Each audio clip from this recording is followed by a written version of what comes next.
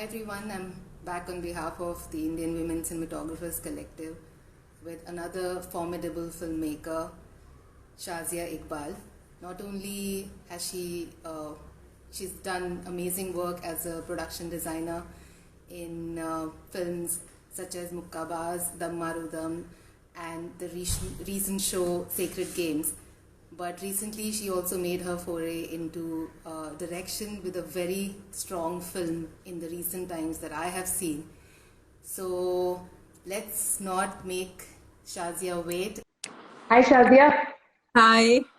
thank you so much for joining us today, Shazia, and taking out the time. I love your background. Is the backdrop is nice Yeah. and Uh, it's evolved over a period of last 6, 7 years, but there are some posters which have been there forever.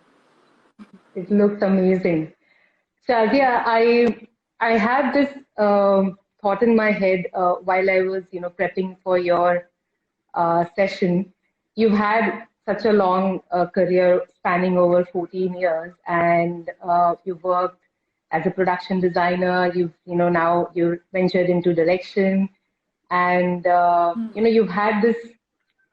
You are accustomed to all these crazy working hours, so many dynamics of people and everything, and there's this new conversation about there's new debate about going back to normal and what that normal should be, right? I mean, normal, which meant earlier working all these long hours, working in not so great atmosphere many a times. I mean, it's not always easy, as having worked for so many years, which brings this question in my mind, and I'm sure it probably is there in everyone's mind, that why do we get into filmmaking? Why do we want to make films? Yeah, it's crazy actually. The long hours, the nights you have to be awake for, especially with production design. I mean, not that as a director that was easy, but as a production designer, you have to be awake for so many days sometimes, and there's a madness to the whole process. And you think about it, that why would you Right. put of it, make it the center of your universe?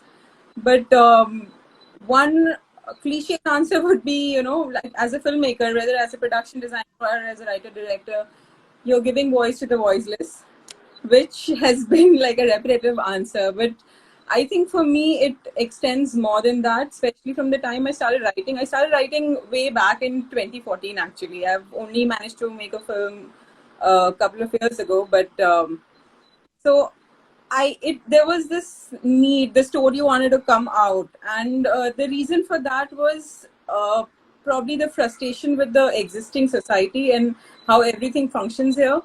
And it's insane that everyone is continuing with the system that the world follows and no one questions that system. And I think for me, storytelling or filmmaking is that it's my need to question that society, it's my need to question the authority.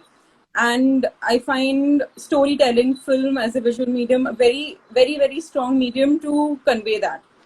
And Right. Bergman actually spoke about this. I mean, I have been thinking about this for long, but 4, 5 months ago, I watched this film called Fanny and Alexander, and then saw a few Bergman interviews. I mean, of course, I've been watching his film before that, but I came across this one interview where he spoke about a pyramid of authority, that how the society functions on this pyramid, which is also a very patriarchal pyramid, because there is God right at the top, then there is government or king, like in his times, then the authority of society as whole, parents, teachers, elder brothers. So all his films actually dealt with asking questions to that authority. And I think I find myself when I made Bebak also, I was trying to ask question to one such authority. And I think all the films I want to make is going to be centered around that, questioning the system or the existing society. Yeah. And of course, it gives you sort of an inspiration to keep going. because it's not limited to earning your money through work or getting famous or having a lot of Insta stories with your name tagged on it. It's not about that. I mean, I'm just because it's like the latest trend, so that's why I'm mentioning it. Or having a great review of your film. It's none of this actually, because it's not an external validation at all. It is about how I am trying to discover life, and very selfishly myself, through what I'm asking, because it doesn't make sense to me. The world doesn't make sense to me. And I think a lot of artists, a lot of filmmakers find inspiration in that they keep going on. It's a tough job, it's a difficult life, your personal life gets messed up, but you keep going on because there is a need without which you won't be able to survive. I would say, I would go to the extent of saying that.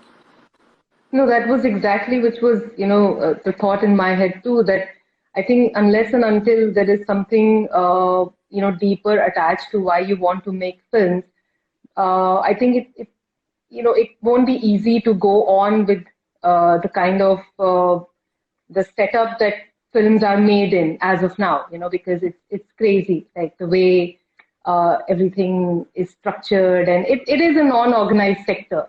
And but how did you think of starting as a production designer? What made you start your journey like that? I actually studied architecture, and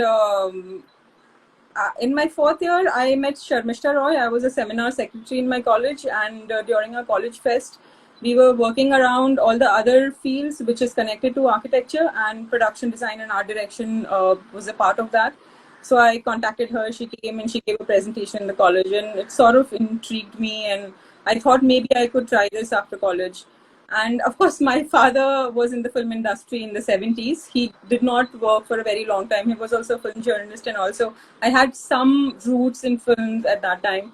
But through my father, I knew it's not a easy field to survive, and that's why there was questions in my head that whether I want to do it. So I gave myself like 6 months, and I thought that if I like it, if I'm not going to make myself insane being in the industry, then I will continue that. And well, it's 14th year and I'm still here. So that was the journey of choosing production design. But it was like a blind date.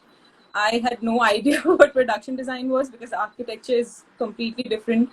It's building and designing of actual spaces where real people live, and this is a temporary setup, and you're actually designing a physical space for a character in a film. So it's a completely different art, but the ideas, the elements are similar. The elements like color and space and scale, all of that is that helps coming from a design background. And I feel that's why architecture students do better in production design. I mean, people might not agree, but yeah. So that was the reason. That is how I jumped from architecture to production design. It also sort of coming from architecture background was very helpful, because architecture itself, it's a combination of art, science, philosophy, humanities. So especially the humanities bits actually makes you think about people, which is what you're doing when you're telling stories.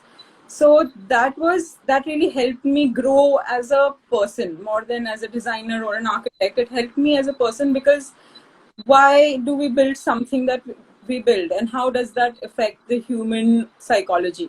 So I think architecture, I would really give it credit for that it sort of helped, because I grew up in a very small suburb in North Bombay, and from a place where like I couldn't open my mouth in public, and I've come from that sort of background. In my first year architecture, I wouldn't talk to anyone, but just studying this architecture, it sort of helped me grow so much. And I would completely credit it for my whatever evolution of mind that I have right now. Right. Tell us about your association with Anurag Kashyap on his film Mukkabaz, and how did you get involved in that, and how was the experience? What's the working process there? It was so before I worked with Anurag for 3 years. I was in advertising, and I had done like a lot of kachra commercial films. I mean, they were really bad films, so I'm just going to be like politically incorrect and call them kachra, because those films sort of gave me an existential crisis, and I started questioning my entire life, that why am I wasting my time in working on films like this. So for 3 years I didn't do any films. I was just doing a lot of ads. Absolutely, I would not recommend anyone to go in advertising, because it made me feel so empty, so dead, that it was just earning a lot of money and absolutely not knowing where I'm going in life. So after that, through a friend, I met Anurag, and he emailed me the script of Mukkabaz, and it was quite good on paper, and I was really interested. It was Anurag Kashyap. I mean, what was the reason to not do the film? So I went and I met him, and I thought, as a director, he's going to brief me and things like that. And he says, नहीं नहीं, मतलब तुम्हारी picture है, बनाओ जो बनाना है. And I was like, the director, some feedback has to come, right, from him. And he just gave me the freedom to make whatever. And I was not used to that, because I came from advertising, where production designers are treated as, assistant to the director, because you're given a look, you're asked what to do. Sometimes the directors also come and tell you, यहाँ से 20 feet होना चाहिए, यहाँ से 40 feet होना चाहिए, set का dimension. It's quite frustrating, that whole process of working in advertising. So I was suddenly meeting a director who said to me, apni picture banao.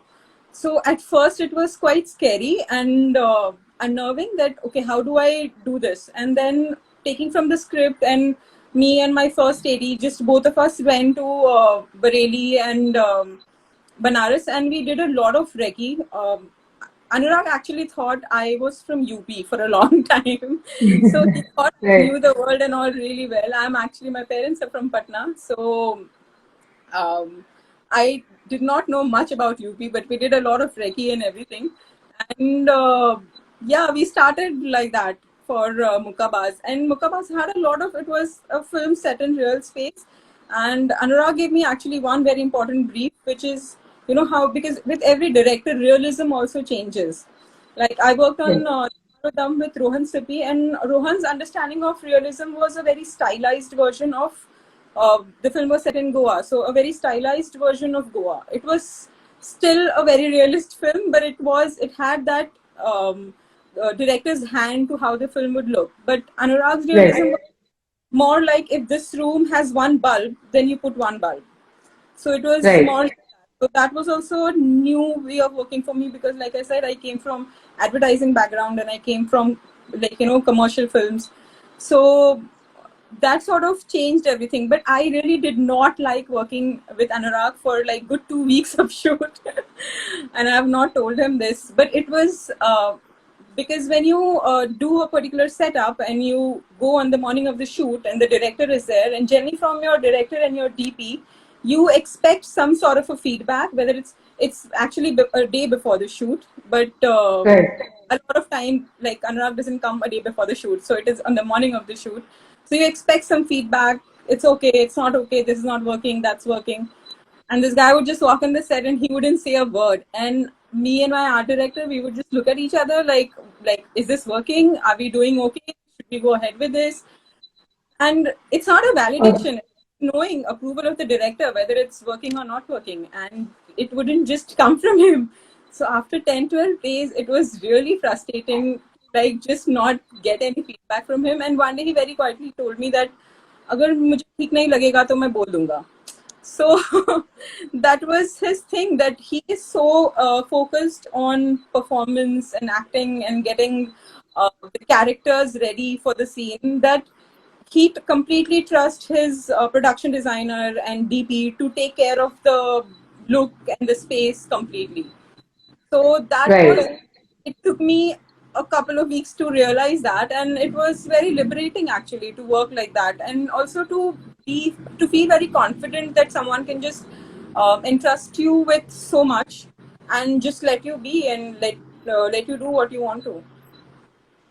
And because many times more responsible work, right? So you understand the responsibility of something like that, and but it's great because it makes you learn a lot.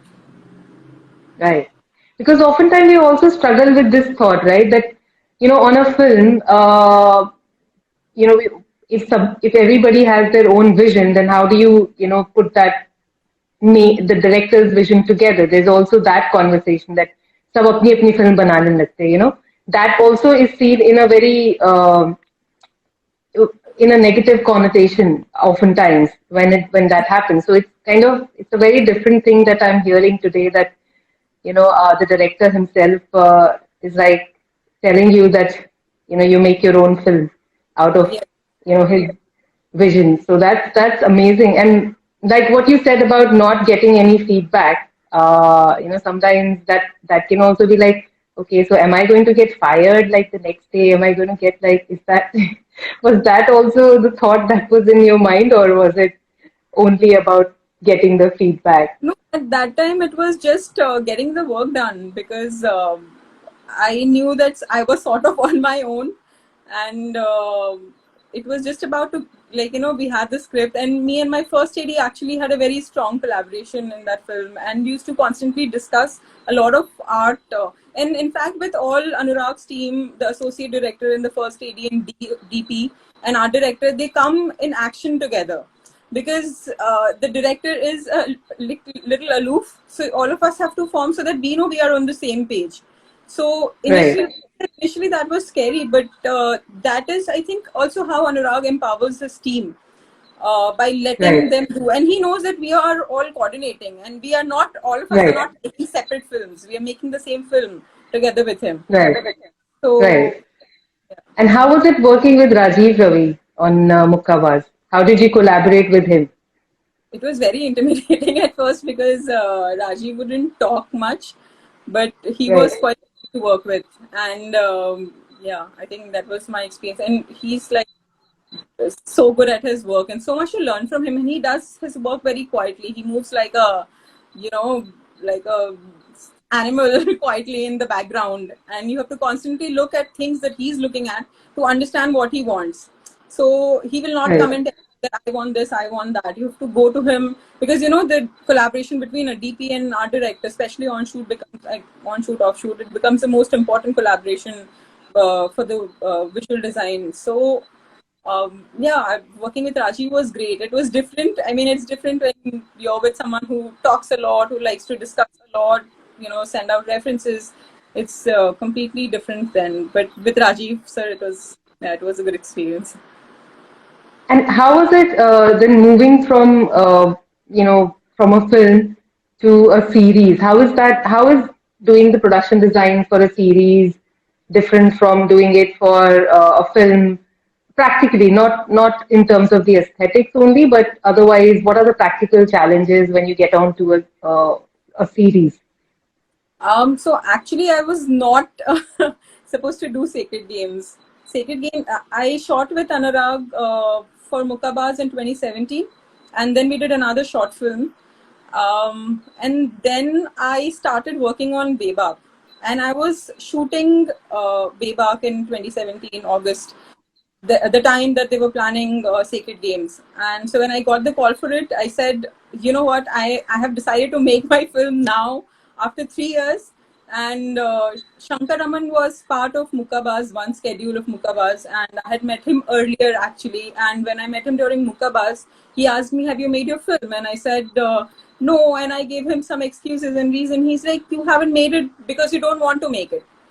So that sort of became a drive for me, that yes, I'm not making it because I am the reason I'm not making it. So I really wanted to tell myself that I can make a film, and I did not want to take up another design project. So I initially said no to Sacred Games, but eventually it so happened that I did complete Bebak production, like the shoot, principal photography before Sacred Games. And at the same time, Mukkabaz was releasing in TIFF, Toronto. And so I went to Toronto, and I was with Anurag there, and I was literally reading the script of Sacred Games on flight to Toronto after 2.5 months of no sleep, because Bebak, me and my associate Madhura Gokan, both of us did the whole film. Like, we did the casting, we did workshop with actors, recce, location hunting, and I'll speak about all the location mess that we have that happened during the film, a week before the film actually. So everything we were doing, and it was a very, very exhausting process, because both of us came from an art background, and we didn't know what, the entire process of making a film was. So it was like the job. So it was, I was very exhausted and I did not want to do Sacred Games, and I had no idea what working on a web series was like. And it is insane, to say the least. And especially because the first season of Sacred Games was a period set piece. So everything became so challenging because a week of shoot for Sacred Game was done. I came on board. We went to TIFF for 5 days for premiere of Mukkabaz. Came from there, and next day I had to set up. And there was no pre-production. There was no research time. There was no, like the larger design or the theme of the series. None of that. It was just coming on job and doing it. And I had never done that before. And in fact, I didn't even have a team, because when you're starting shoot for something, you have to have a team on board 2 months ago, right? And I just had Right. who was my art director for a very long time, and she was there. So she was with me, and there was a new girl that joined us, Lavanya, and there was just three of us. And a web series like that would require like a team of 10 people, and there was Right. absolutely nobody else. So it was insane. And what we used to do was, through the night, we used to do research and do referencing. In the morning, Madhura would go on a forward setup. I would go and hunt for props, like mark props, and Lavanya would be on shoot. So it was literally three people doing the design on the whole film. And it was, I don't know how we managed to do it, but it's Yeah. the whole I mean, idea. And honestly, the format was different. It's not a web right. series. It was 8-9 episodes, right? So it's like making 3 feature films. And of course, that was divided in Vikram's team and Anurag's team. But we were, say, shooting 2 feature films. So the density of work in a web series was insane. It was, like I say, I can't remember now how we pulled it off with constant researching. There were a lot of sleepless nights. But the good I thing think is, you pulled it off by being Bebak. That was the spirit which you were carrying forward. Because I mean, it is. I mean, it sounds in itself, like by the sound of it, handling the entire series with just three, as in the core team of 3 people in your. I mean, in the production design team, it sounds in it by itself quite challenging. yeah. So, Sorry, I mean, I but the good interrupted thing, you, but you. but the good thing in all of that is because Anurag is not the kind of director who is making a scene out of everything. There are a lot of directors, filmmakers who make life really difficult for the team. He's not one of that. If there is a problem, the first person you approach is him on set. So, Right. any issue like that, and also, I mean, there were 2 different DPs, but eventually Sylvester came on board. And then if there was any problem, DP and director was very approachable. So that makes everything more functional. Right. A lot of stress, and there's no time to sleep, and there's constant work, and there is, of course, the whole budget thing, which is always a problem. But things were falling in place, and I was happy with the work as well. It wasn't that we were compromising creatively at all. Right. I mean, can you share some of the specific instances from the series which were still a bit challenging for you? If you have to pick up any particular portion of the series? I think what was challenging was in the span of one season, we were talking about Gaitonde, who evolves from being a local goon to this Don of Mumbai, like somebody like Arun Gavli. So his space is also transformed according to him, right? So initially we showed the Kholi that we showed where he kidnaps and gets cuckoo. That's a small space that he's living in. I don't know. Also, Anurag doesn't shoot establishing shots. So it's not like, oh, now he's this, and now he's this, Right. and now he's become a big Don, so let's show mansion. So he doesn't shoot like that, which is also Right. the school of thought that I came from, that there is always an establishing shot of establishing a character, basically. So we were jumping into 3 different houses, but of course, people must have noticed it, but it's more subconsciously that you can see his growth as a Don and as a person.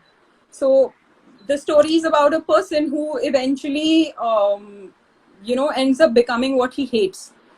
So showing Right. that growth through his house was the most challenging bit, and in the time constraint and with less research and being period, because also when you're doing period set pieces, the detailing becomes very critical, because the film spans from 1969 to 1993.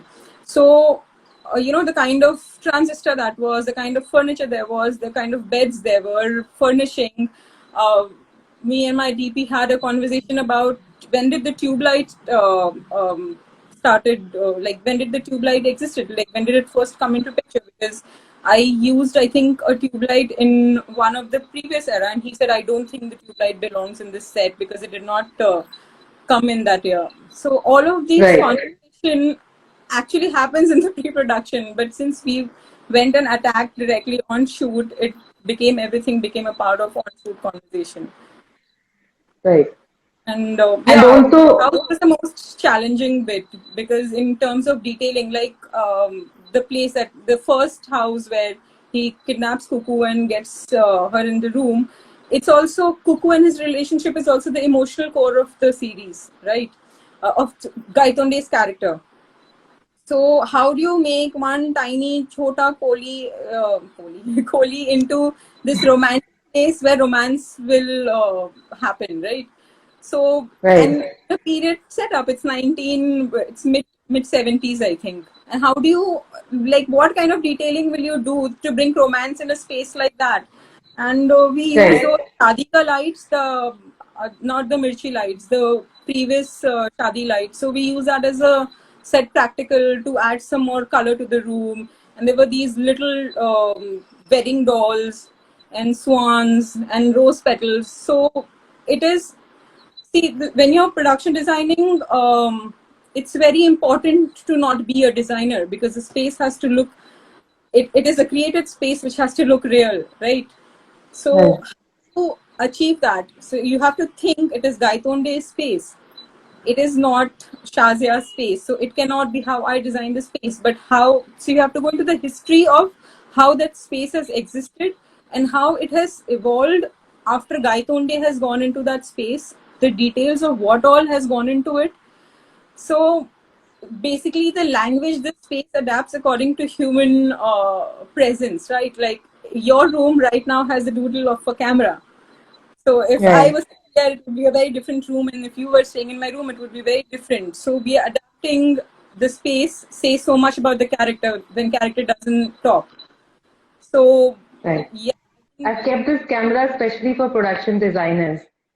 I've yeah, kept this camera especially for production designers so that when I talk about design, they talk about that camera and they point it out and, have an example. But yes, what you're saying is about spaces, I mean, many a times you end up seeing spaces which just do not connect with the character. And that's when as an audience, you are thrown out of that zone and you're not able to relate to the characters. I mean, one thing is that a space looks nice and beautiful, and one thing is that it goes with the character. But do you take, when you're designing, or let's say even when you started, in production design and generally in films also, did you take any inspiration from any particular filmmakers? And are there any filmmakers who inspire you more and more? I mean, a lot of filmmakers inspire me, but if you're talking specifically about production design, then of course there are different kinds of production design. There are some which are very in your face, which Wes Anderson and Tim Burton films do.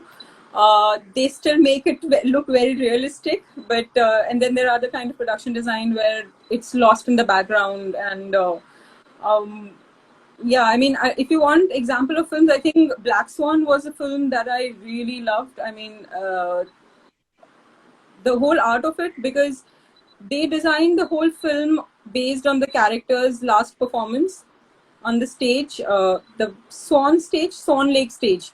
And the production designer, she passed away a couple of years actually, but she mentioned Teresa Perez. So she mentioned that she actually adapted the whole film to look like it was an extension of nature. And if you see the houses everywhere, there are these tones of black, white, gray, silver. It's an extension throughout the film, and that was an extension of the last, the finale of what Natalie Portman was going and feeling inside. Because what you're creating, your set has to express what the characters are feeling, and in turn, what the audience is feeling.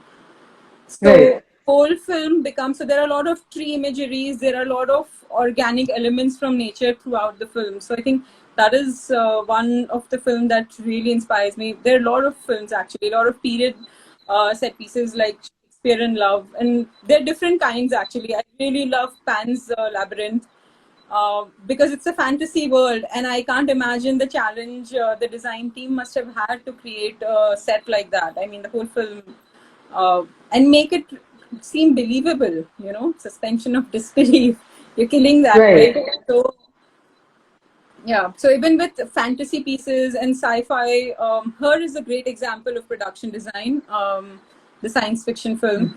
And they make the science fiction so much believable, like Lost in Translation also. They make the whole film look like it's a very sterile world, very empty, because you're talking about a world where a human and a computer can form a relationship. And the production Right. design reflects that. There is a lot of emptiness in the character's house, and yeah, that is how you design. And actually, I really wanted to mention one thing, that it is not just about how the audience feels, because the end result is always for a set of people who'll watch and absorb the film. Production design Right. is for the actors, because Correct. season 2 actually has just 40% of what we actually built and created, and all of that, just 40%. But in a lot of film, probably that proportion might differ. But your actor, when he walks on the set, if he doesn't feel like the character because of the environment that you're putting that person in, it's a failure, actually. So if he's holding something, the camera doesn't need a close-up of that.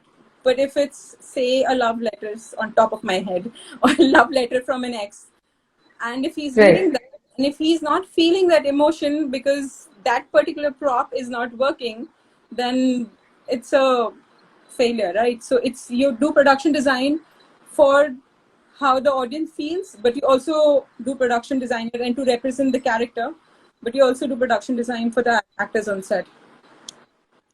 Right. So, what were the things which, can you tell us some of the things which were not used in Sacred Games and you had put in a lot of effort into building that? This will get Or, controversial. or were not visible, but, just to give an idea to people as, how the detailing in production design, when we talk about detailing, we hear that word a lot, the detailing, and then what is that detailing? Like what you said about that detailing doesn't have to only be something which is, visible to the audience, but it is also something which the actor, is interacting with, and which helps the actor get into the character. So tell us, give us some of those, instances from Sacred Games. Season 2 was the most satisfying work of my life, irrespective of what is shown on screen, because we had a very rock solid writing team behind Sacred Games, and there was a lot of philosophy in season 2. And there was a reference to commerce and Nietzsche, and the philosophy of Guruji, and why the world needs to end and why it is a dysfunctional world. All of that, there was so much of research and so much of philosophy behind everything. When we designed Sanstha, there were 2 Sanstha in the series. One was in Croatia, which we actually shot in a cultural center, memorial park in South Africa called Freedom Park. So there was one Sanstha which was Croatia Sanstha. There was another Sanstha which the other team shot, which was in Delhi. So the philosophy behind, we got really lucky with the location, because location forms a very, very important, it's like, it's the foundation of how you start production design. So the location was very important. And I remember that we hunted for about 75 different cultural centers around the world, like, institutions and cultural center, memorial parks, and stuff like that. And it was a long hunt, because for me, that space was really important for the entire team. That space was because our sanstha became the core of the world that we were forming around Guruji, and eventually Gaitonde becomes part of that. So Right. we found Freedom Park, which is actually a memorial center in South Africa, and the architecture of it, the way it was designed, it was like, finding oasis in barren. It was that sort of a hunt, and we immediately, the production got onto it, because they realized how much all of us like the location, and then it was adapting to the location. And I am really very proud of the fact that we designed a lot of wallpapers and artwork and things like that, and the Freedom Park people actually have retained those stuff, which was Right. which feels really good, even though some of it has not registered on camera.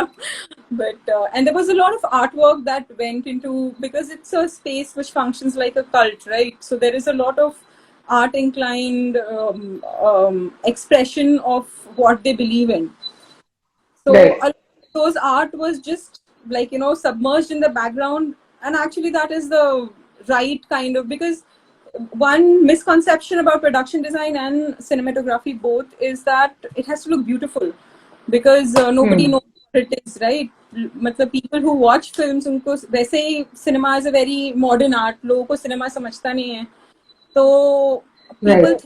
think that something which looks beautiful is great cinematography Good. and production design. But that's not Right. what it is. It has to be apt for the story. It has to say something. And if it is not Right.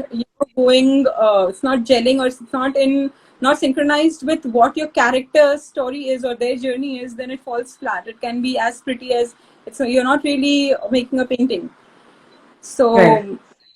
now, so when we do actually, and like I was saying, that people don't understand cinema.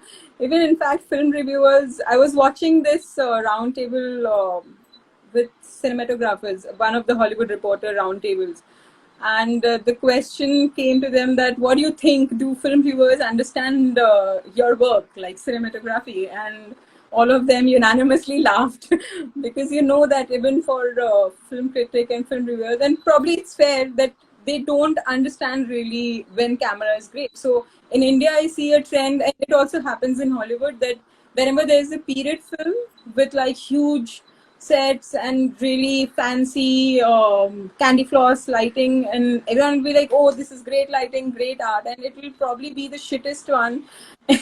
But they don't understand, so it's just like, oh, this is great, because it's period Right. and huge constructions, so you don't understand that art is in the background, and it doesn't have to, and it has to speak for the character. And a character will have the least number of, like, we try to, it's a visual medium, so we try to minimize the dialogues. You minimize the dialogue when the environment around you talks.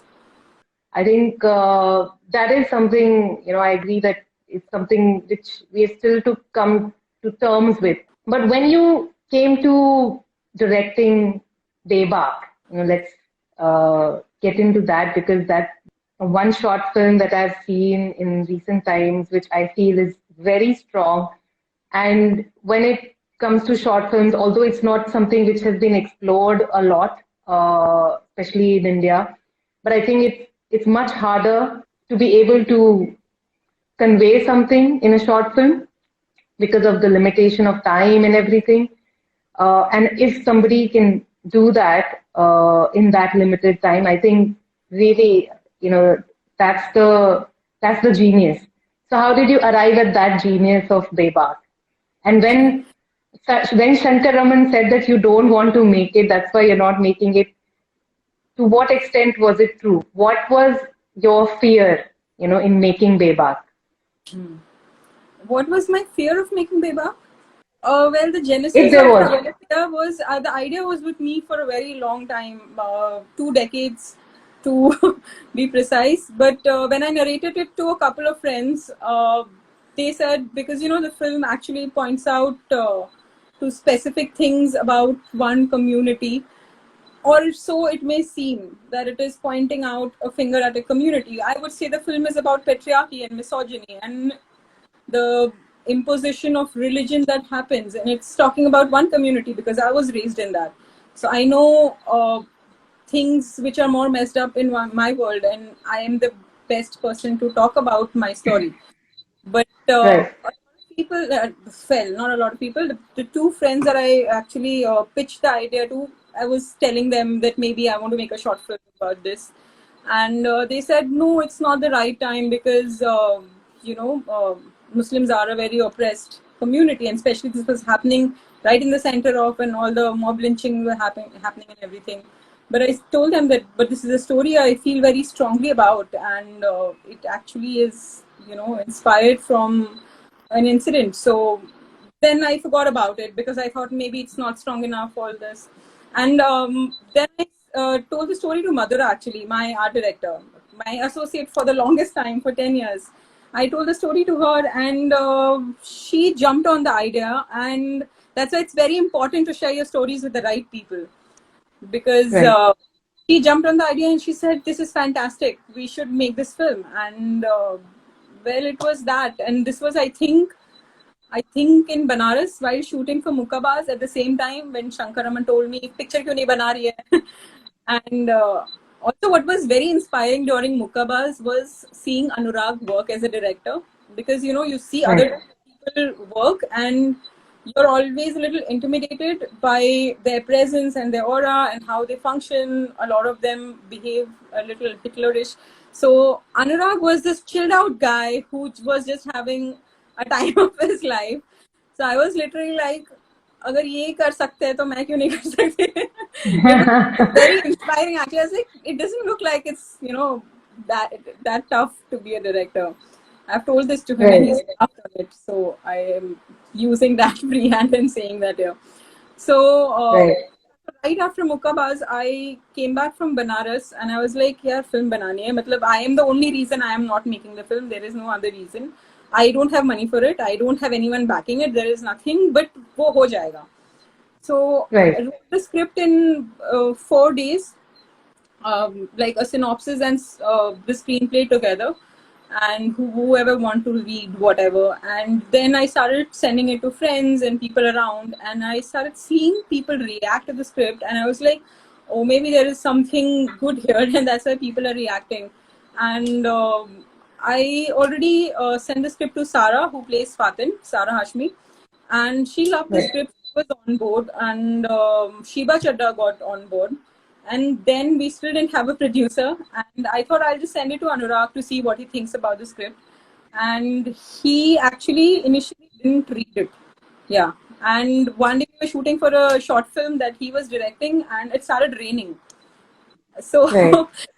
there was some time because we were shooting outdoors and it was raining, so we were all holed up in this municipality school in Goregaon. And I told him कि यार पढ़ लो script मैंने आपको भेजा है. So he started reading. It was some 14-15 pages. He started reading it. After half an hour something, it was still raining. He's like, मैं बना रहा हूँ picture, मैं बना रहा हूँ. So yeah, Right. cool of him. He's like, you find someone. He actually gave name of the production guy who worked with us on Mukkabaz. He said, ask him to do budget and try to, of course, do it in like a certain budget so we can make it. And that's how it started rolling. And but the pre-production was a mountain of nightmares. Probably the worst time. I lost a lot of hair just in the 2 months of prepping for Bebak, because the problem is making a film, like I said at the start of the session, right, that the film questions an authority, and in this case questions a religious authority. And being in India, which is an extremely religious society, it is a complicated turf to start with.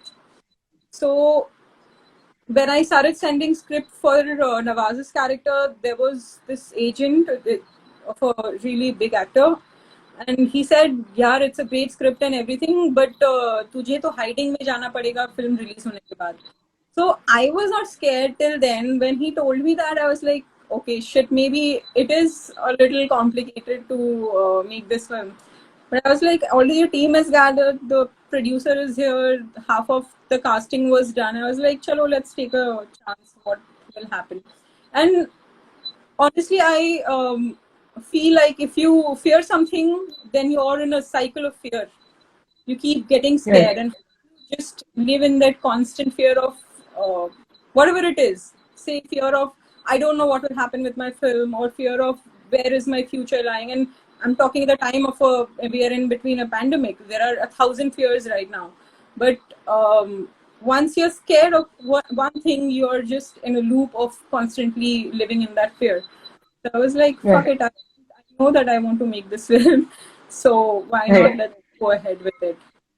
But a lot of challenges happened. Like after um, the actor who was playing Nawaz's role, actually, he fell. I wrote the script with Nawaz in mind. Actually, I don't know why. I Right. thought he was perfect with role, but I never asked him because one of my friends said he won't do the film because actors also have agents and managers, and it's a very complicated film to do. Also, I think his son had got trolled on Twitter around that time because he was dressed up as Krishna.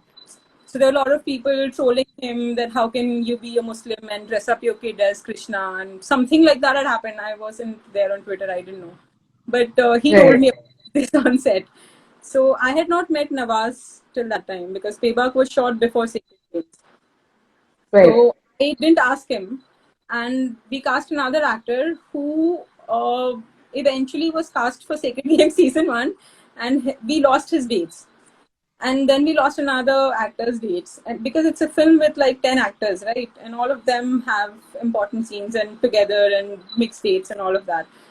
So a week before the shoot, we lost both the important actors, the father's character and Nawaz's character. So I was like, either I shut down production right now, or you know what, I'll just ask Anurag if in case Nawaz wants to do it. So actually, Anurag is like a ghost producer on the film, and he told me that I'll produce the film, but I'll be a ghost. You have to do all the work. So this was my only chance, and Right. I met him at 3 in the night because I couldn't sleep that night because everything was ready. We had location. I mean, of course, things started falling even on the location front after that. But I messaged him at 3 in the night because I couldn't sleep. I said that, can you get Nawaz for this particular character? I will figure out and find the father's actor, but can you find out like if Nawaz would be interested in doing this? I just need him for 1 day, and if he can come on board, it will be great. So he replied to me in the morning at 12 whenever he gets up, and he said, I'll get him. He just wrote that much because I wrote him a very long, I love writing. I wrote him a very long message saying blah, blah, blah, blah, blah, blah. I think what happened. I was like fully emotional, sort of like Right. drama. So, and he told me that I'll get him. And I was still panicky. Like, I was like, what do you mean you'll get him? He has to see the script. He has to be okay with it. His managers, agents, whatever, they have to all be okay. So he said, मैं बोल रहा हूँ ना आ जाएगा. So it, because he has that relationship with everyone that he works, that he was confident that Nawaz would come on board. But I met Nawaz only a night before the shoot, which really freaked me out because I come from design background. I do my prep like I am going on a war, right? That's why Sacred Games was Right. like, so for a short film, we were prepping every day, 15, 16 hours for 2.5 months. That's the kind of I would like. I prefer doing it. I feel prepared then. I don't go and jump into something. Don't have the experience of it to have that kind of confidence. So meeting Nawaz a night, like an evening before shooting the next day was so scary. And because I had written like that entire scene was, one scene was 8-page long scene, and he had like monologue, dialogue, spit dialogue. Matlab, Sarah and Vipin's character hardly speak in that scene. It's him actually doing most of the talking. Yeah. So he came Right. and like, boss, I had a hard copy with me. I gave him the hard copy of the script, and I told him, this is the copy. Please, padh ke aana. I gave him like a homework. And I was meeting him for the first time. Of course, he was already a big established star and everything. And people already asked me, "Teri picture hai. How will you direct him?" and things like that. I was like, I honestly don't care about it. He's my character now. So this is his script. I'm like, please padhai karke aana. Like that. And next day, of course, since everything was falling apart in this film, it's flooded in Bombay. So his call time was Right. 10 o'clock. He landed up on set in Bhindi Bazaar. Bhindi Bazaar, in Bhindi Bazaar, Nawaz is like Salman Khan. Okay, he's so Right. popular. So my Right. my line producer Lakshay, he was actually going to put helmet on Nawaz and get him around the lane because we knew that he'll get mobbed. So, and in between that, there was flooding. So halfway down, his manager called and he's like, "Are you guys still shooting?" I was like, "We have to shoot. We have no option because we don't have the money." And the thing about shooting in Bombay is the locations are insanely expensive. Okay, and if you tell them short film hai, student film hai, they don't care. They charge you the same amount that Right. because how the city has developed into a film place, you know, that everyone knows that how much shooting, and they don't understand the whole. That's why, you know, short films end up looking so banal because people don't want to spend on location because location people never consider the fact that it's a short film. Right. Right. They think that We film वाले हैं didn't बहुत पैसे हैं. exactly film वाले हैं, बहुत पैसा है. So we had Right. given like a full payment to the location and there was no way we could cancel it. It was combination date of multiple actors. I was like, I told his manager, I told my line producer to tell the manager ki bhai, whatever happens, get him on set. We have no option. Tell him we'll try to do the scene really quick. And it was a very complicated scene. The scene is the soul of the film and protecting Yeah. superstar. And I was like, everything that could go wrong just went wrong. But he Right. landed at 3 o'clock and we managed to shoot both the scenes in 5 hours actually because we got another news that by 8 o'clock the whole city is going to lose power. So we thought कि light चली गई तो मतलब ऐसे भी shoot नहीं कर पाएंगे. So we had to finish 2 very complicated scenes which I had planned over a span of 12 hours. We had to shoot that in 5 hours. So yeah, Right. complications of shooting a short film. And you have a lot of locations as well in for a short film. So how did you, Yeah. figure out all of that? So there were a lot of locations, and the complicated thing was actually when we did the pre-production, like at the pre-production level, when we went and we started looking at mosque and madrasa, because I wanted that color and texture to come across right, because it was well, there's one thing we messed up or we just had to live with during the film is that Fatin actually stays in a non-Muslim area. She stays in a cosmopolitan area. So I did not want her house to be green. But eventually it happened that the location that we got was already painted green and we didn't have the time or money to paint it. But Right. Madhu was my art director. She did the production design of Baypark. She managed to make the house look really good. Like it works well, especially because we're talking about a household which is struggling for money, and that's the basis of the entire conflict, right? So the house had to look right. So I wanted the house to have like a little peachish or muted neutral colors, and then she goes into this world where there's a lot of green and a lot of Islamic influence. So there has to be a distinction between this world and that world.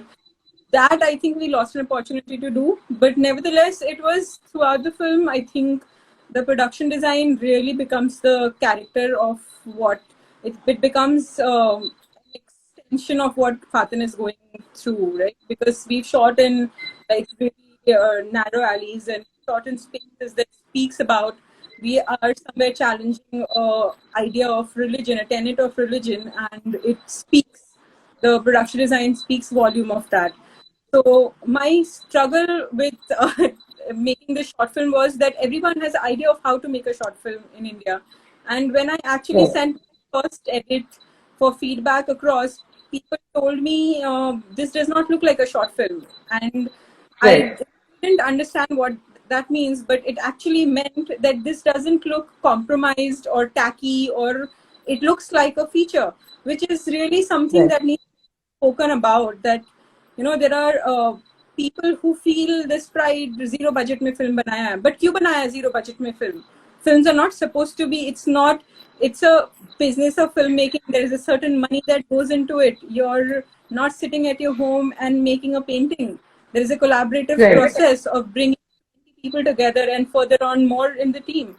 So there is going to be money involved. So don't feel that. And Bebak is actually one of the more expensive short films, because I won't tell the amount, but it is one of the expensive short films, and I don't feel anything about it that it took so much money to make it, because we've recovered like 40% of our budget from the award money, so there is a way to earn back the money that you're putting in a short. Don't compromise on your short film. Films are a visual medium, like Nolan says, right? It's not a radio play. People are not coming to hear the actors. People are coming to see the world that you have created. And in that way, the production designers become God. Production design and the DP together, right? We are gods who are creating a world that does not exist. So Right. that will take money, and short films should not be compromised. And that's why we have to come to a point where we have to stop looking at short films like stepping stone to feature films.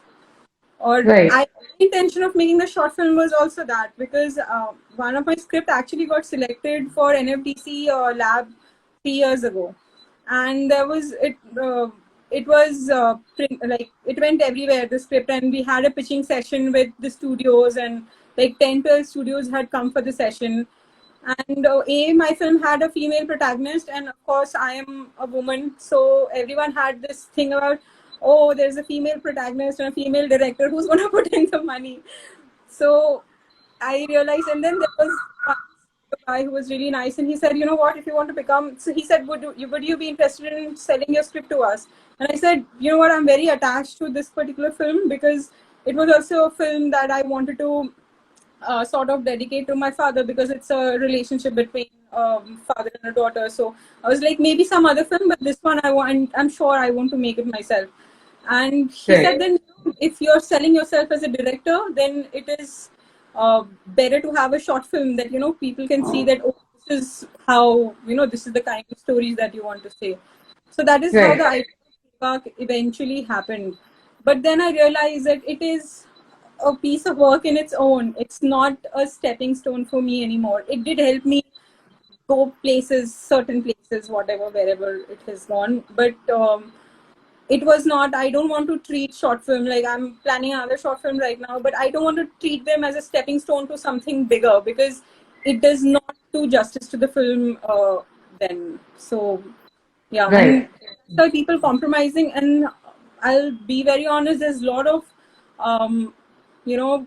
bad looking short films, and it's everywhere, like through other like platforms on YouTube.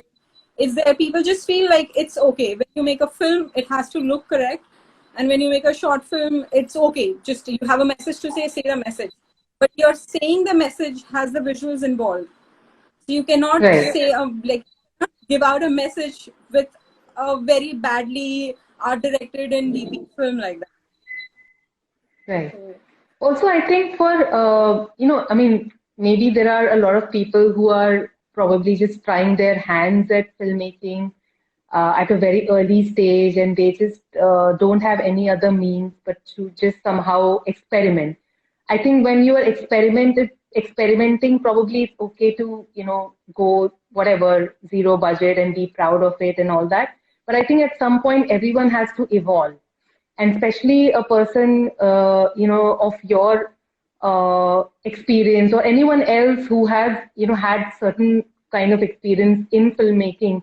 When we venture out to make anything, it can be a documentary, a short film, or anything, it has to be representative of all those years of experience that we have put into the work of filmmaking. And I think sometimes, when you sort of just generalize short films in that bracket, that, okay, short film hai to low budget hi hoga, then that's not correct, because there are different reasons why, everybody else, and at different stages that people make, short film, and it has to be representative of that. But when you were making your short film, how did you go about with your collaboration with your DP? And I know that your Madhura is, you have had a long-term association with her, so it was, all sorted. But how was it working with your DP on the short film, Sachin?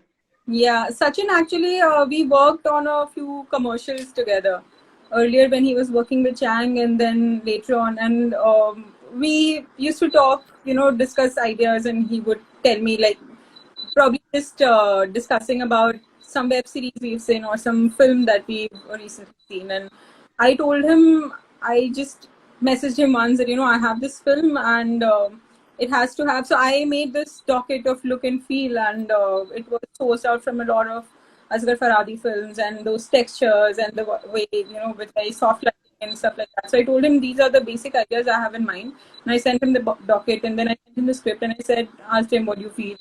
He was extremely excited about the script, and he was an immense support, because he said that you do the film, whatever happens. He never asked me what money, this, that.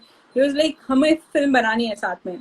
So, when you have collaborations like that, it is an added support, because filmmaking is also a very lonely process with 200 people on set. I mean, short film doesn't have 200 people on set, but I'm just exaggerating here that in spite of so many people making film together, it's a very lonely process.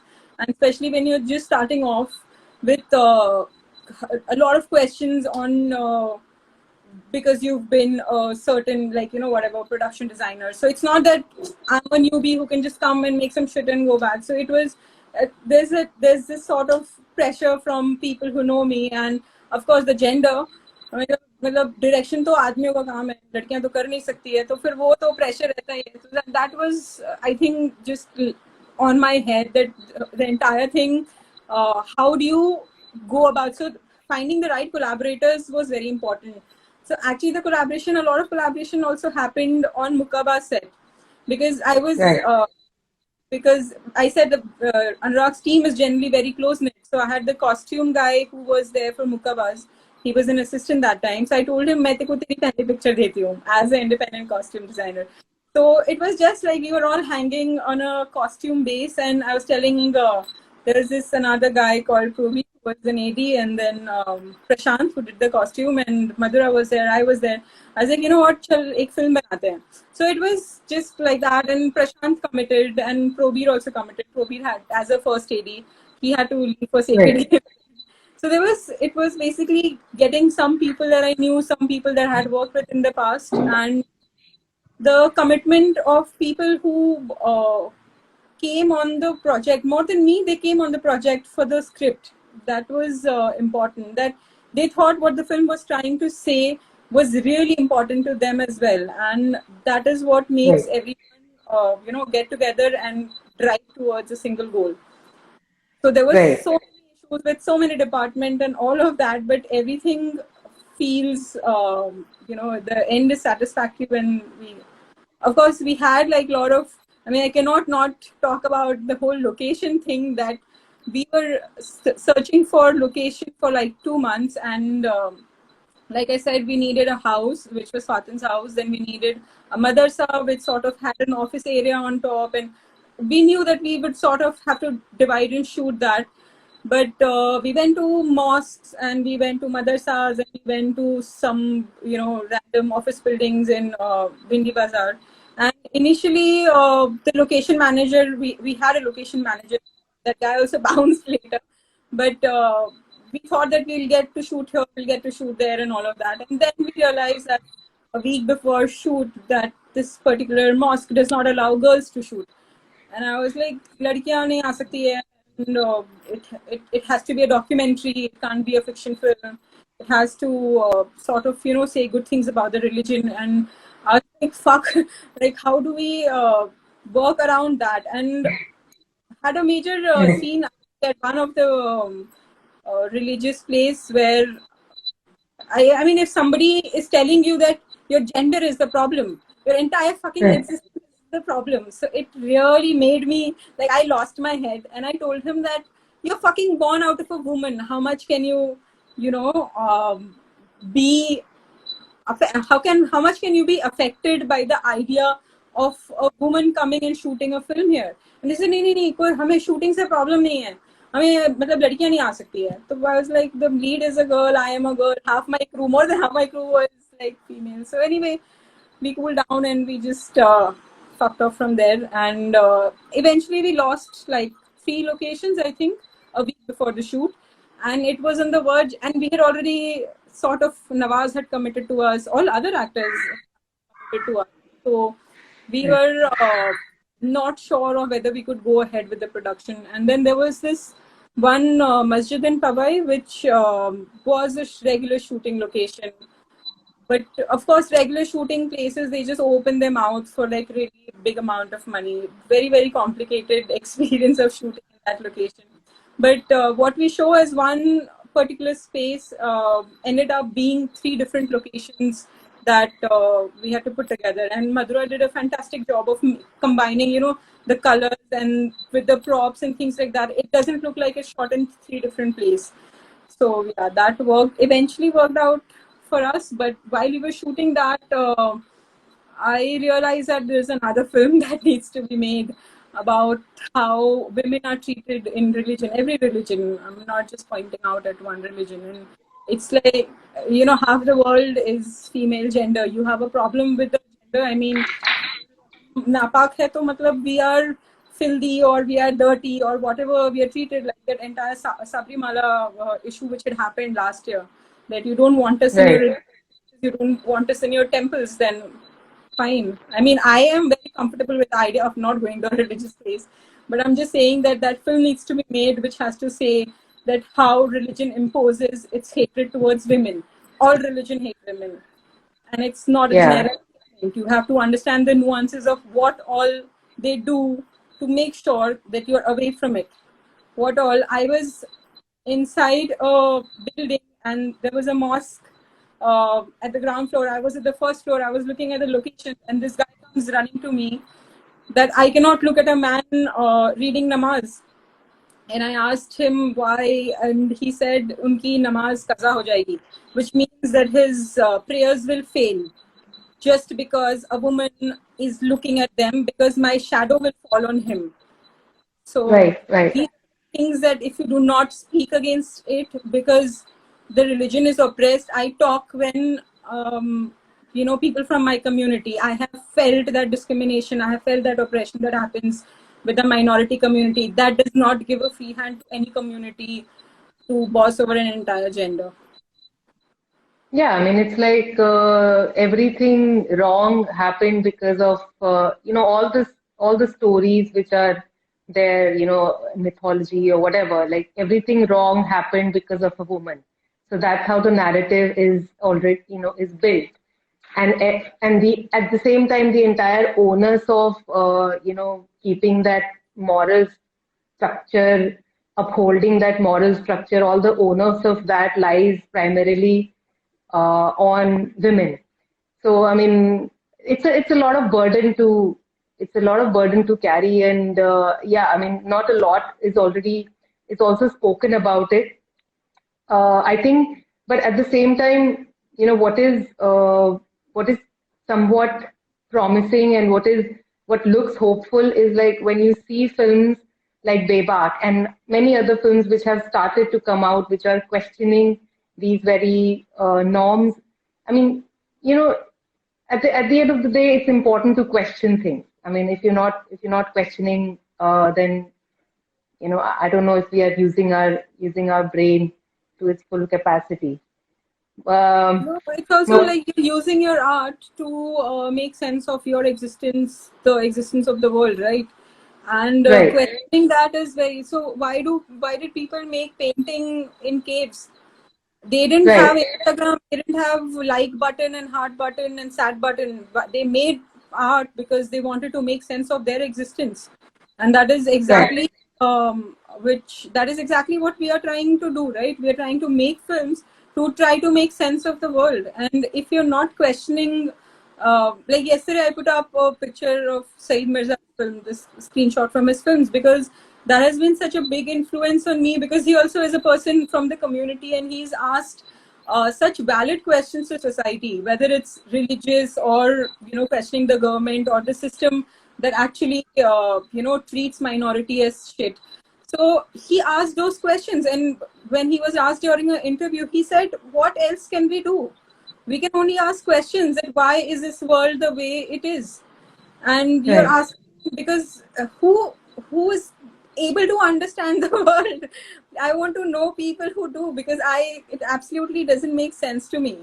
You have Right. said, You just hit a snag there, but it's so for everyone here, Shazia is also an actress. I well, mean, yeah, I think I can act. I have learned acting. I have not right. perfected it, but I think the Yeah. journey of a writer and actor is very similar, of developing a character in the world of the character.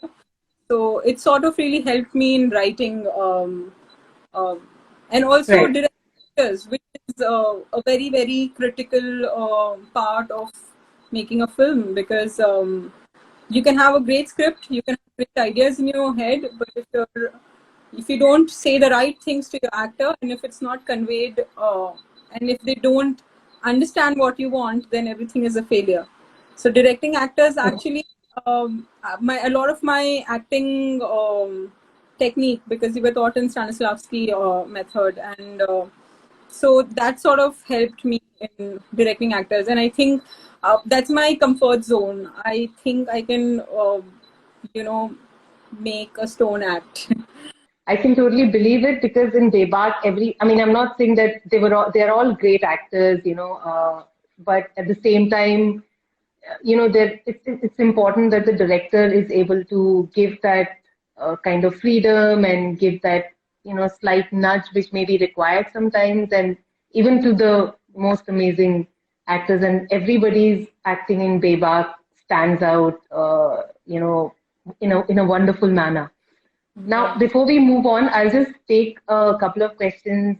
Hmm. Um, One, which is again like the most prominent one, which is how can somebody assist you, and how can somebody pitch their idea to you? Although I also again took the liberty of saying that you probably have enough ideas of your own right now, but Yeah. yet just in case people want to, approach you with a Yeah. script So or want. I have just made one short film, and people treat like I am this established person with a lot of body of work, and I have like 6 feature films with me, and I'm still looking for them to get financed and fully be ready to go into production. So I am really not looking at ideas right now. Sorry about that. And also, because when people start their own journey into filmmaking, there is a lot of, you become a filmmaker because you have a lot of stories to tell, right? And probably a saturation point happens to that after 5th or 6th or 10th or 12th film, depending, it's subjective. So then you can start directing other people's story. But Hmm. I'm also adapting a book currently, but it is so close to, because like I was saying, the kind of stories I want to say, the kind of questions I want to raise to society. And there is a theme that works really strongly with me. Is about, I don't believe in the mob justice that happens in social media. I think that that's not my kind of understanding of discrimination or feminism. um, like saying, hey, look, monster is not a solution to the monster. Look, monster, let's kill the monster. That's not how you solve problems. And that's why there's a certain theme that I feel, um, that, all of us have monster in us, and how we control it, and how we do not, or how we let it go, the demons that we tackle ourselves. And that's a very strong theme that I find myself loitering around in all my scripts currently. So even the book adaptation that I'm working on has something like that. So it's not my story. It is someone else's story, which they thought I was fit to make, and that has very strongly resonated with me. So unless something is that close to what I strongly feel about, I think I'm going to stick to my stories for now. And about assisting, nothing is on production right now, so I cannot, hire. A production has to hire assistant and people and everyone. So I have a couple of people working on the film that I'm doing right now. Well, the script that I'm doing right now, but So, but Shazia, going back to the to acting, when you were telling about Nawaz, how you got only 5 hours with him, and then you could share, he was available only a day before the shoot, and you didn't get any prep time with him, which normally all of us would want, like a reading session, then a session on location, like that is the uh, you know structure which on a if you have the luxury to do that, you would like to do it. But at the same time, like you mentioned about how as a first time director, it could be quite nerve wracking to kind of not have that time with your actor. But still, I think it's Nawaz's, in that short span of time, what Nawaz has done in Bebak is something, to me, is one of his best work so far that came out. And while you were directing him, was there any kind of or fear that you still had, or once he started, it was a smooth going from then on for those 5 hours that you got with him? my initial thought that is Nawaz in tune with what the character. I mean, is he okay with it, or does he say that, oh, this is challenging a religious practice, and it's not okay for him? So that was my biggest fear, actually. But when I met him, within half an hour, I knew this guy has, he's a very evolved guy. He's a very progressive guy, and I mean, it is nothing to do with Nawaz as an actor. It is more to do with, I would have that fear with anyone, because the way people were reacting to the script, I was thinking, oh, it's not done. And if you see how Muslims are represented in Indian films, in the most stereotypical way, the characters over the history, like it's always, an actor's friend, either very rarely now, Right. of course, films where there would be one terrorist who's this guy who's a monster. Like I was giving the example of Monsters and Demons, and then you don't humanize that character at all, and you just say that this guy's a terrorist, he's killed so many people. So either it's that, or a really good guy, like completely whitewashed, without any gray shade in him, like without feeling that he is human. Why? Because he's Muslims, and Muslims are going through so many things. So you know what, either it's this or it's black or white. There are no Muslim characters in Indian cinema, which is, even in Hollywood for that matter, like Argo is a best example of that. Like everyone who was Arab was a villain, and everyone who was white was good. So it was, I call it the Argo syndrome, actually, because you don't treat Muslim as humans, and stereotyping really, really hurts people. It further oppresses them. It also oppresses people within the community, because we cannot talk about the demons inside the community then, because they are used to just seeing one kind of Muslims. If you see the entire advertising world, everyone is wearing a topi and everyone is putting a dupatta on their head, because they don't know Muslims. Like Muslims are aliens, so they don't know Muslims. So my idea of Bebak also was to show Muslims as just people, like your neighbors, man. Just look at your neighbors. Everyone is not a particular type. And so I sort of, idea of making Bebak was also to see myself in the film, to see my parents in the film, to see that we also exist. Because like I said, Right. the point of cinema is to make sense of our own existence, to make sense of our own self. And that was really, really important for me to, I think somewhere, I'll be very honest, I feel that I sort of lost opportunity in humanizing Nawaz's character a little more. So that's my regret with Bebak. I mean, you come to a point where you've made your watch 500 times and the whole world loves it, and you're sort of cringing because you're like, oh fuck, I made this mistake and that mistake. I think I reached that point, and I knew where I had gone wrong, because also I wrote Bebak Right. 3 years ago, and I've also evolved as a writer from then to now with my politics and my worldview. I don't like I say, I lost the opportunity to humanizing Nawaz's character.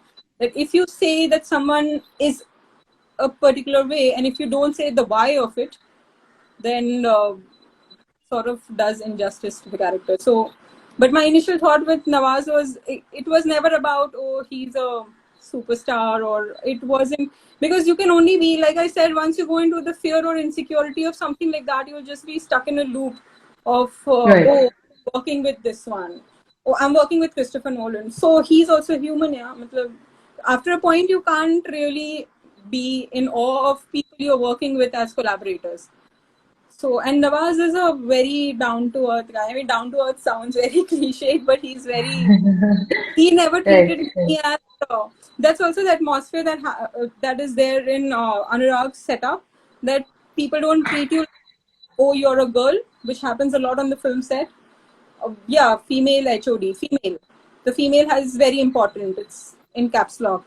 So that doesn't happen on Anurag's set, and I think everyone who collaborates with Anurag also somewhere develops that. That Nawaz never treated me as a first-time filmmaker. Yeah, ladki hai.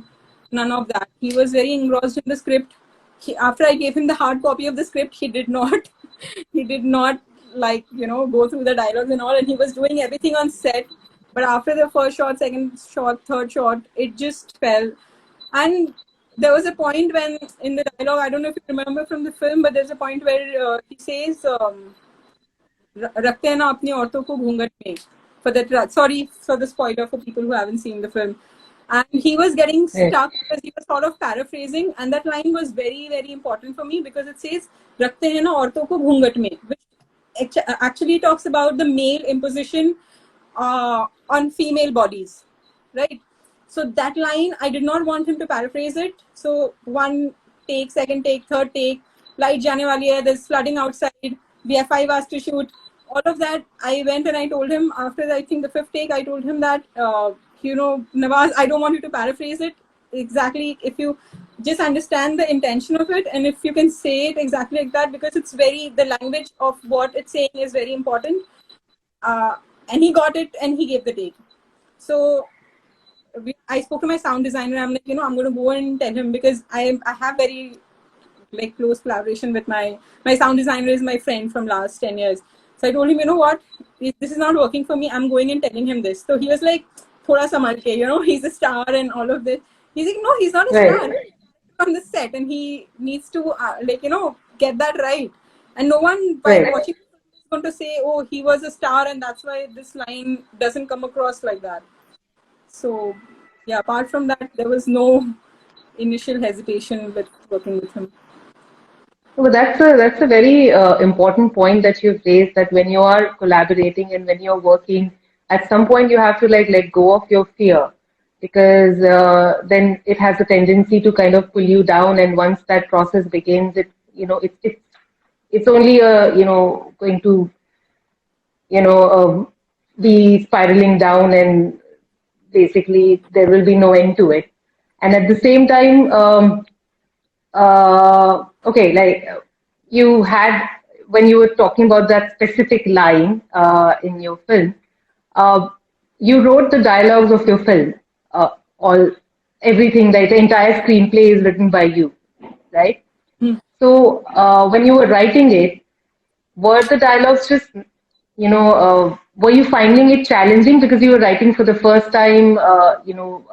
This, not first time, you have written other films, but at the same time, it is a challenging subject to deal with. So were you at any point censoring yourself, or was it just going easily in the flow? No, I don't actually self-censor myself at all. And especially while writing, if I do that, then it's a suicide. Because if you're censoring yourself at the point of writing, not even at the point of, discussing it. I mean, I was only the director, but, when someone's giving a feedback, or when your team is telling you, oh, maybe this does not work. If you're self-censoring, it's a disaster for writing, I feel. Because the first draft that you write, you put you basically puke on paper, right? And all the ideas that you have, and then you organize it and put it in a structure.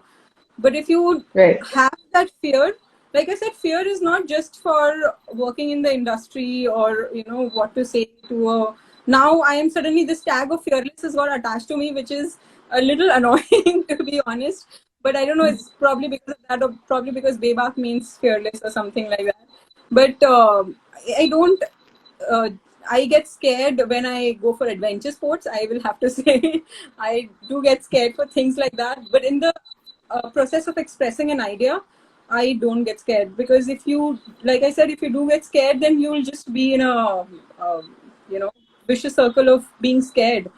And filmmakers, there are too many scared filmmakers. There is really no place for more, because you're so careful of not offending this person, not offending that person. In fact, when Sarah and I did a series of Bebak screening in Delhi universities and colleges, and in one of the screening, I was called feminist, fascist, and Islamophobic. Film was called Islamophobic, and it was a little hard to take, because you know you have spent your entire life fighting that discrimination that happens when you're a minority, and then you get called Islamophobic. Why? Because you're questioning a certain tenet of a religion.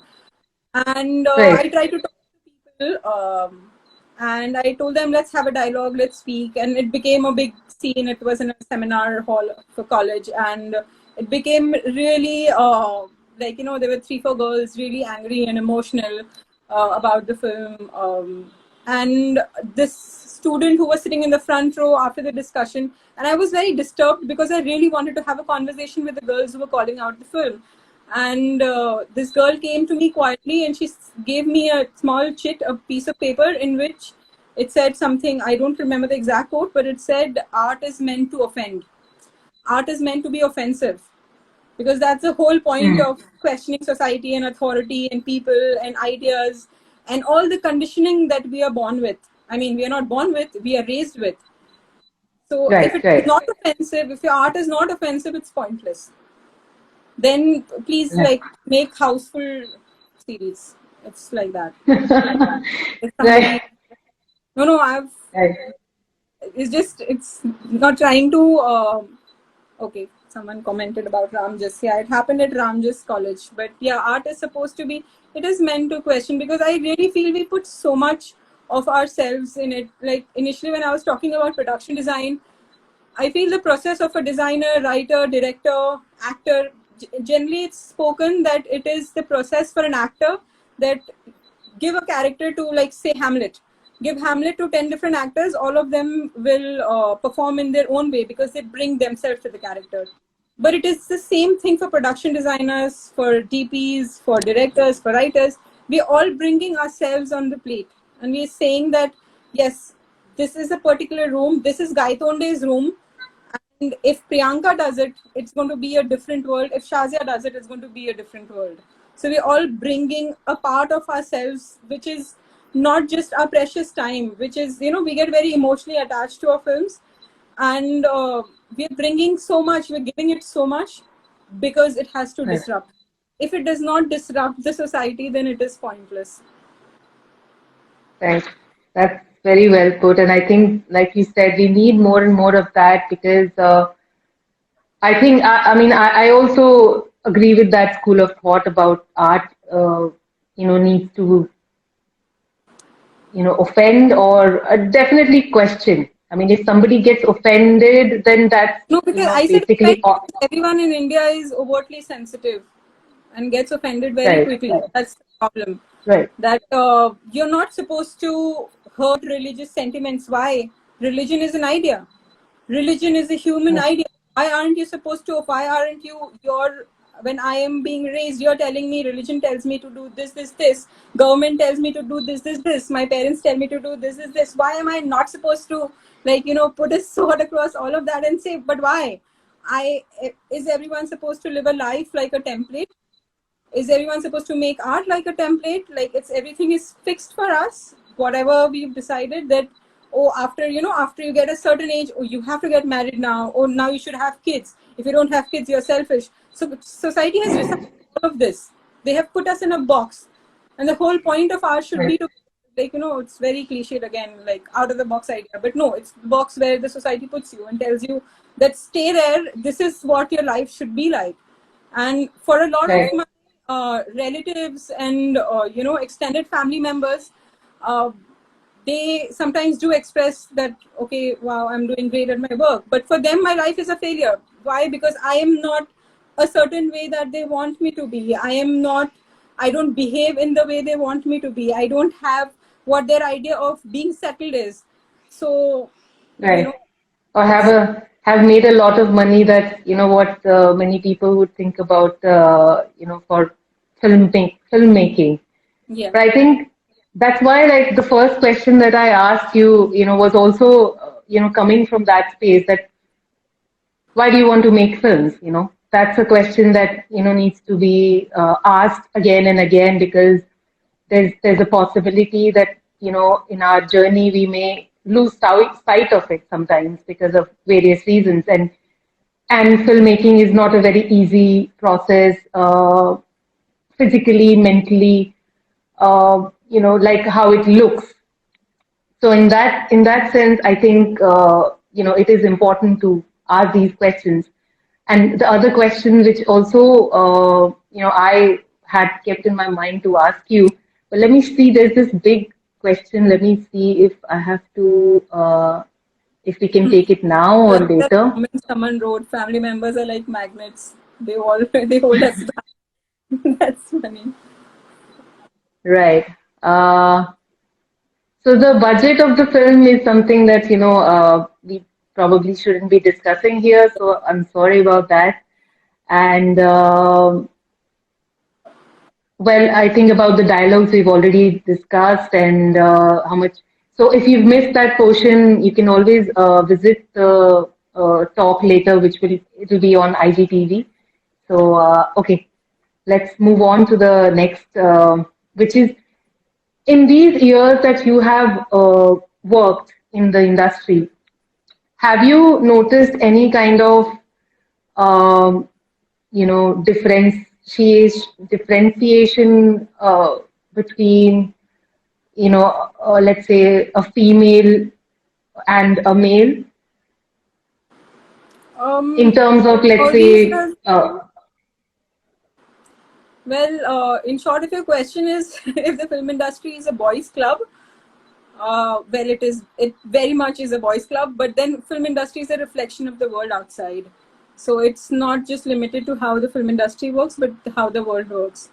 And the whole world is a boys' club, and you have to make way for yourself and fit yourself in, which is a struggle because you're also trying to negate your own existence, your gender, what you are, to fit in a world that is already set up in a particular way. But like I said, I think things have been for me last 3 years. It has been better working with Anurag.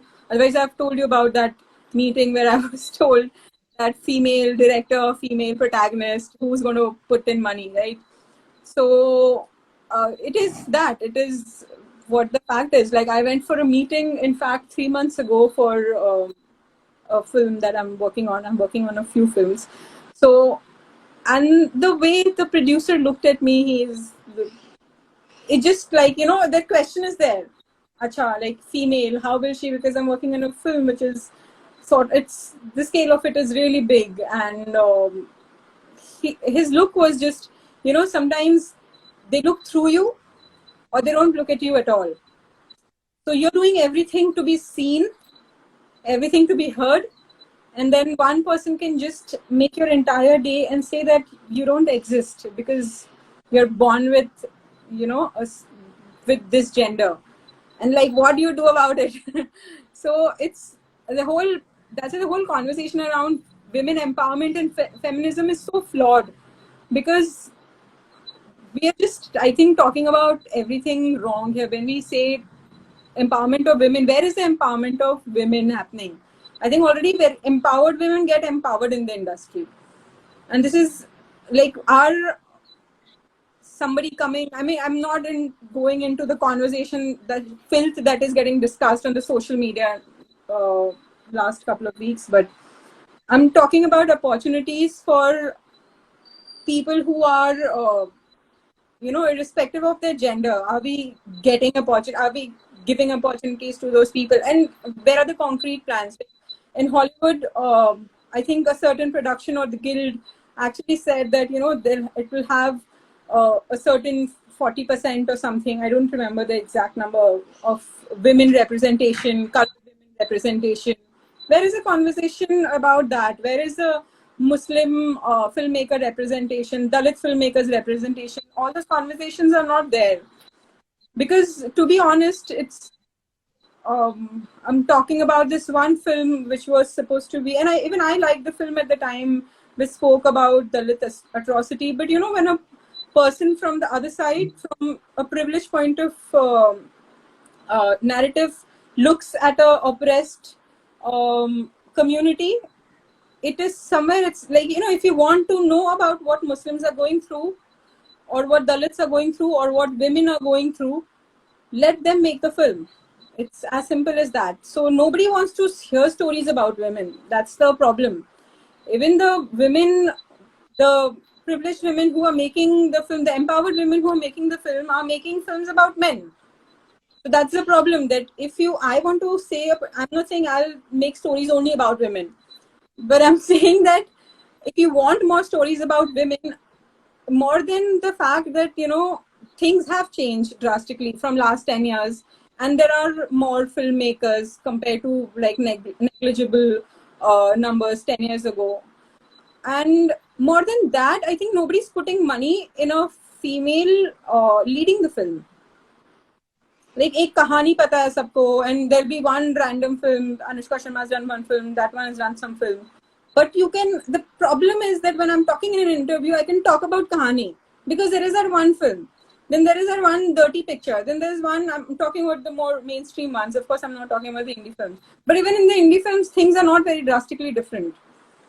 Because the problems which is there in the mainstream film is also in the indie film.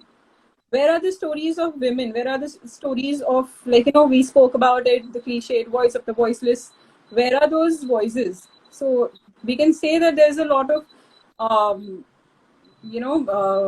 female empowerment that has happened. And I mean, I have got an opportunity to make a film, and I'm not even complaining about it. But if you ask me whether film industry is an equal place to work for, no, it is not.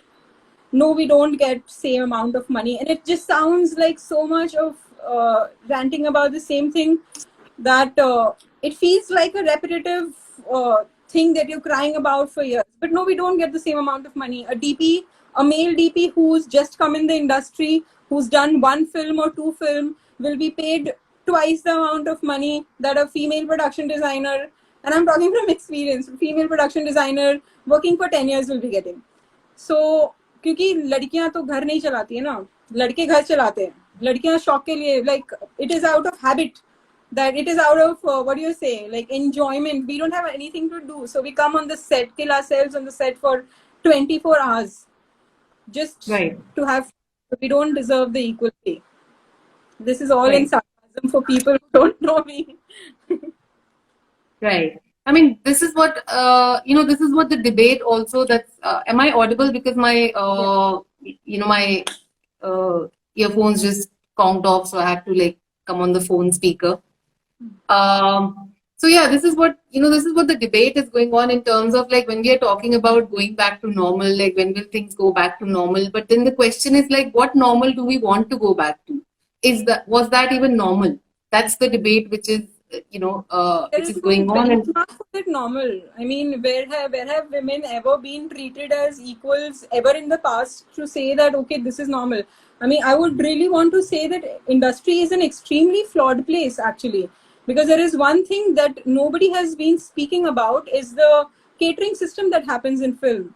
And there is a B, C tent of people eating according to HOD, assistant and workers. Where are the woke people talking about that? It doesn't seem to concern anyone, because no one is a worker and workers don't have that voice, right? So nobody talks about this shitty caste system that goes on in the industry. And there are so many educated producers and progressive people, evolved people who are very vocal about, 10,000 things on the internet. and on their own set there are workers who have to eat separately because that has been a tradition that has been going on for years, and you do not want to challenge the system, and you're a filmmaker, you're a producer, you're a DP, you're an art director, and you walk through that thing every day and you do not question it. Right. And yeah.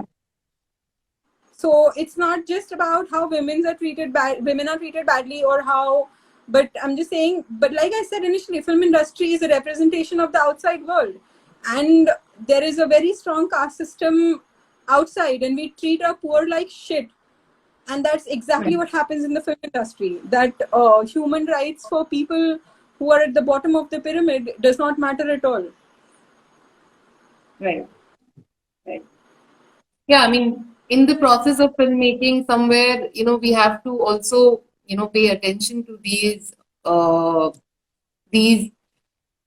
vices which are prevailing amongst ourselves. And I think that's something which needs to be considered when we are thinking of, the new normal and things like that. I mean, what's the point of going back to the same old system when there is a chance to be able to improve things, and maybe things may not get improved suddenly, but then the steps have to be taken, and that's something which collectively has to come up, and also with more and more filmmakers. I mean, I kind of refrain from using this word female filmmakers. I mean, but at the same time, sometimes I do have to use it. But I mean, when it comes about filmmaking, it's also about, like you said, how two people tell a story will not be the same, right? And then how two genders will tell a story will not be the same. I mean, there is a fair chance of that. So then that has to be given the platform. Just to think that it's not going to work, there are a lot of things which don't work. So, but then that doesn't mean that you don't end up giving a chance to that. So that is something Yeah, which I has mean, to, people yeah, fear that women won't be able to direct, while there are 1,000 mediocre male directors in the industry. So why are women not allowed mediocrity? Why does a woman have to excel to be present? yeah, When there has yeah, to be a balance, right? When you're allowing men to be mediocre, I mean, so we make so many shit films every year, right? So that's coming from, I mean, they're just by percentage, it comes from the male directors, because even the good films are coming from male directors. And so there are so much that shit is also coming from male directors. So if they are allowed mediocrity and allowed to exist, why are women supposed to be excellent at their work and only allowed to exist? So right. Yes, I mean that is the those are the questions which are there and prevailing all over the world. And what is alarming is that though change is there and it's happening, but then what is also alarming that these kind of questions were asked, maybe 100 years ago as well, and 200 years ago as well, and these are the same questions which are being asked even today. So that's also something which needs to be kept in mind, that how slow the progress has been. There have been empowered women even in the past, and there are empowered women even today. Maybe the number has increased. Um, Also, the visibility is there because of the social media and all of that. But at the same time, the number is still less. And what needs to be thought of is why. Okay. I lost you for a moment. And so, but thank you so much, Shazia. I mean, I've taken a lot of your time, and one of the reasons, I personally have, while you said that at some point you have to stop being in awe, but I am in awe of Bebak and your work. And the point of these conversations is to also bring out more and more creators like you, and get to hear more and more stories. And thank you so much for sharing all your stories so candidly, and giving us all the background work which went into doing your work. Thank you so much. Am I? Thank you so Okay. much for having me and uh, giving me a platform. Are you able to hear me? Because I think you're breaking up Yeah, a little bit. I was also like facing that. I can hear you. I can hear you. Yes. Huh. So yeah, thank you so much for giving me a platform to speak. Where I speak a lot on my Instagram stories, but it's nice to have a live chat. And I actually have a recommendation for everyone who's watching the film to watch Bergman's Fanny and Alexander. It's a great film to watch for production design, for writing, for directing, for acting. And especially since I've been talking about Bergman throughout the whole session, it's the guy questioned things that he made films the way he wanted to make without really being scared or being in fear of what the society and how the society would react. And Fanny and Alexander is a great example of that, because the film questions the authority at the top of the pyramid, which is God and religion, and everything else. Like my leftist friends, I especially comment on them on my Instagram stories. I'm left leaning, I'm progressive, all of that. But the questioning does not stop at government. It goes beyond that. The system that has actually, if you care about feminism, if you care about equal opportunities, if you care about discrimination between the less privileged, you have to reach that top of the pyramid actually, where God is very comfortably seated, and so is religion. Question your religion and watch Fanny and Alexander and see how beautifully Bergman has used production design actually to add so much to the character. Like whether it was the opulent set at the start of the film where the kids stay, or the oppressive um, smaller house that the bishop's house that they later shift into. It's a great example of production design, but it's a great example of everything, of what cinema can do in terms of how it says something. So yeah, and if you guys want more recommendation on films to watch on production design or writing, I put it on my story, but I can individually, offer more films. And thank you so much. Saket. Thank you so much for sharing, all these gems, and we look forward to watching more of your work. And at the same time, are you planning on continuing as a production designer? I'm sorry, I'm asking it. I have one film, unreleased film with Anurag, but after that, no. I mean, there are quite a few films lined up. There's no finance. There's no finance right now, but I'm planning to. I know that I want to get the films made. I mean, when we were planning Bebak, there was no finance, but it will all happen. I mean, for the aspiring filmmakers who are watching this, don't worry about the money. It will happen. It will eventually, if you've just, like, I just went into pre-production of Bebak without having any money on it, and the producers and everyone else came after that. So if you want to say something, fight your way into saying that. Yes, I mean, that's how I think a lot of projects many times end up happening. When you feel that. But at the same time, for that to happen, you have to really believe in your story, and you really need to feel that. Around it, yeah. Sorry, I lost that. I didn't. You have to stick to your story. You have to believe in it, and you have to. I mean, it should not let you sleep in the night. Basically, till that thing is not out of your system, it should not let you sleep in the night. That's the whole madness to the process. But if you've decided to become a filmmaker, you have to deal with it. Yes. And not lose your insanity in the process. Exactly. That's the takeaway from this. Not lose the insanity. Yeah, not to lose the sanity in the process. Correct. Yeah, that is, if you want to go on for the long, if you want to be in the long race, or not even race, even if you want to be there for the long haul, then you have to. It should be a race. You aren't competing with anyone. You're just trying to tell your own story. Unfortunately, because of everything gets so glorified and becomes larger than life on social media, you feel like there is this whole world and you have to make your presence feel in that world, and you have to be part of it or you won't be relevant and things like that.